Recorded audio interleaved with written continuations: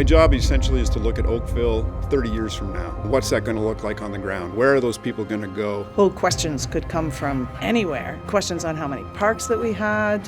We could have questions on what's the tree cover that we have. What's the modal split that we have on our transit? So it was a matter of manually going in, look at each application one by one, find out unit counts, which ones have been registered, which ones have been draft approved but not quite registered. Then you discover subdivision will have unit counts attached to it, whereas the zoning that goes with it has a similar unit count, but you can't just add everything up. You'd have to go and talk to the individual planners, get those numbers from them, start to compile them all. We kept asking ourselves, are we gathering the data the same way every single time?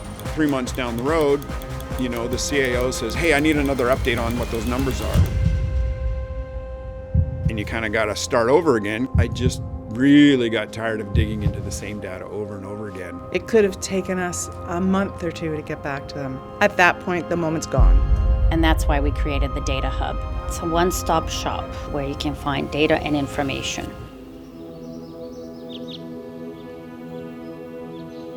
My most favorite part of my job is solving problems. It's interesting because a lot of times I'll have different departments come to me saying, Frank, this isn't working, and that's exactly where I thrive.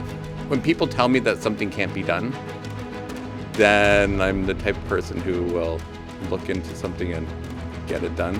That's why I love what I do, seeing how data can transform these challenges into opportunities. Her and I were talking about creating a hub for 3 years, but we were just needing senior management to say, do it now, go ahead and build it.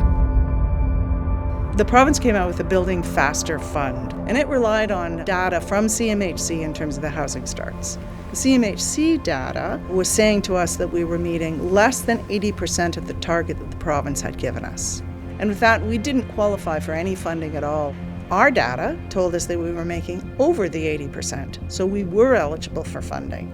Defining our key metrics was really important because we knew that we would have to defend the numbers. Because if we're comparing our numbers to, say, CMAC, you need to be able to compare apples to apples. I thought it was a great idea. One, because selfishly I could see that it would alleviate having to redo all these manual type of exercises. But I think another big benefit that I saw was that we could eliminate a lot of the inconsistencies that started to show up. We had to assume that once a building permit is pulled, say 6 months later, that house is built and occupied and counts as population moving forward. So initially we started with the Planning Hub, that was the scope. Selling point there was we can save you time and we can develop an ongoing process that you can trust. I really just wanted to see what Jane's comfort level was with the data. And I really said by putting it online and publishing it, we'll get more eyes on it and that will make it better. Now that staff actually saw the data put into a dashboard, they weren't just typing it into the system, they would then see the value in it. And over time, we actually saw the quality of the data increase.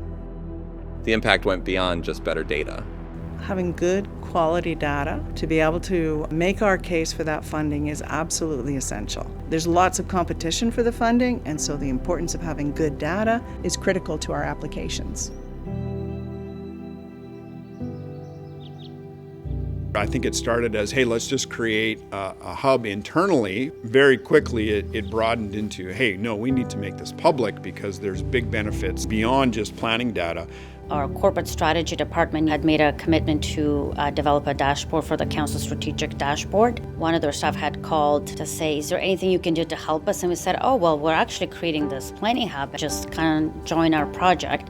And that's from there we expanded the concept to a larger data hub. One moment that actually really stands out for me was a time when the housing data was shown at a presentation. When the person sitting beside me said, where did that data come from? I didn't know that was what we had, and they were challenging it. And so I was able to pull out the phone, pull up our website and say, here is the information right here. This is what we have in terms of data. This is what CMHC has.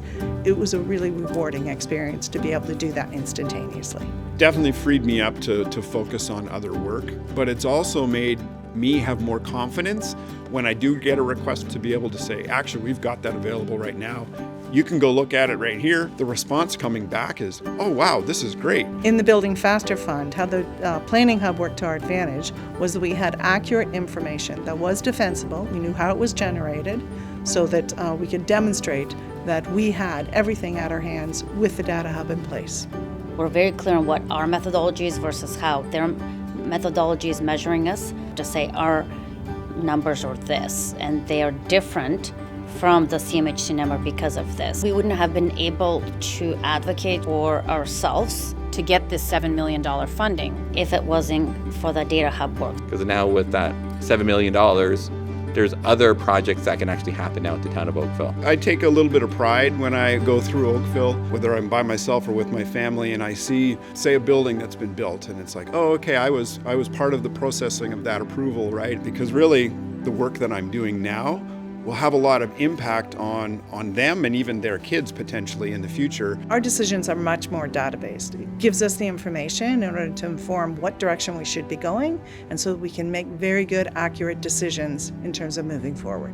To me, I'll say it was a very proud moment. It really helps show people the power of data and using data for proper decision making and how the data can have a huge impact in your community.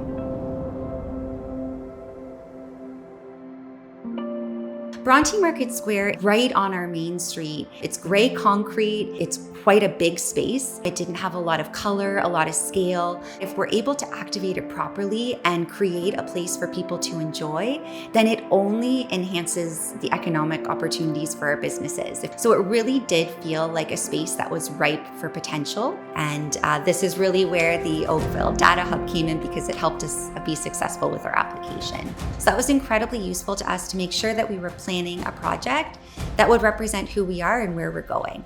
I had started to give up hope because we were past the deadline, and I had gotten home from work, was standing in my kitchen, and the email came through that we had been successful for the full funding amount requested of $73,000.